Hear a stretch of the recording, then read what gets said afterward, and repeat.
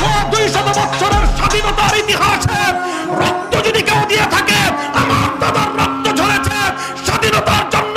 রক্ত দিয়ে থাকলে আমার পূর্বপুরুষরা রক্ত দিয়েছে। বালাকোটের রণাঙ্গনে সৈয়দ আহমদ শহীদ আমার পূর্বপুরুষ রক্ত দিয়েছে। সেই শামিলের রণাঙ্গনে আমার পূর্বপুরুষ হাফেজ জামিন শহীদ রক্ত দিয়েছে। সিপাহী বিদ্রোহে আমার পূর্বপুরুষ রক্ত দিয়েছে। 1916 সালে তাহরিক রেশমি রুমাল রক্ত দিয়েছে। শেখুল হিন্দ মাহমুদ হাসান দেওবন্দি কারাগারে বন্দী হয়েছে আমার পূর্বপুরুষ শেখুল ইসলাম হোসেন আহমদ মাদানী। 1952 ভাষা আন্দোলনে রক্ত দিয়েছে তামাদ্দুন মজলিসের লোকজন। 1954 সালে যুক্তফ্রন্ট গঠন করেছে